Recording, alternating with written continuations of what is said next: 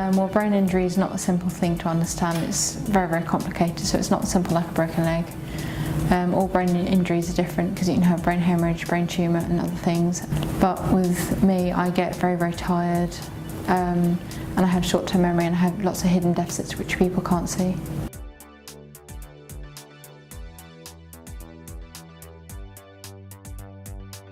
Well, when I woke up I couldn't see, talk or walk, I couldn't swallow and I was incontinent. But I started to sort of try and communicate. So my mum would write questions on a board and I would have to either nod or shake my head.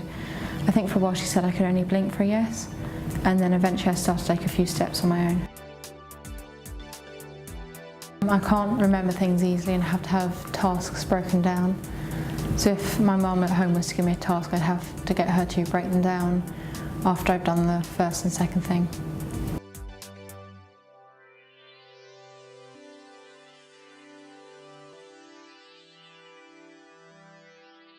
So there's various different effects that a child could have if they had a brain injury.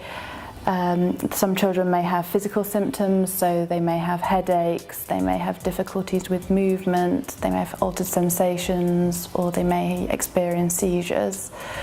Some children might experience fatigue, or they may have difficulties with attention and memory. A lot of children will have difficulties with communication, so they might have difficulties expressing themselves or understanding language. Some children might have emotional behavioural difficulties, so some can get angry and frustrated, or they may have difficulties regulating their emotions or expressing their emotions appropriately. But a lot of the difficulties associated with brain injury can be hidden, so they might not always be immediately obvious.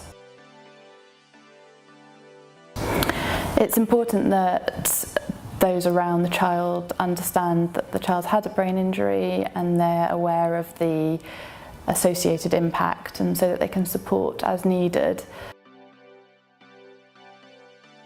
Some things that help are children who might, if they've got memory difficulties, they may benefit from using systems such as writing things down, using a planner or visual prompts.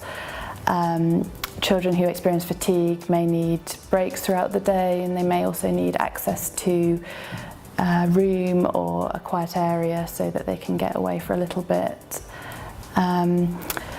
Sometimes they might need extra time, so often having time to process language and formulate their response can be really helpful.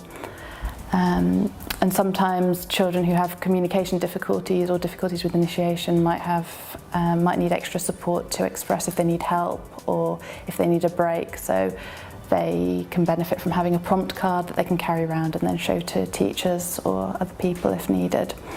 And then some might require more specific help from professionals, so they might access support from speech and language therapists, occupational therapists, psychologists, physios, and things like that.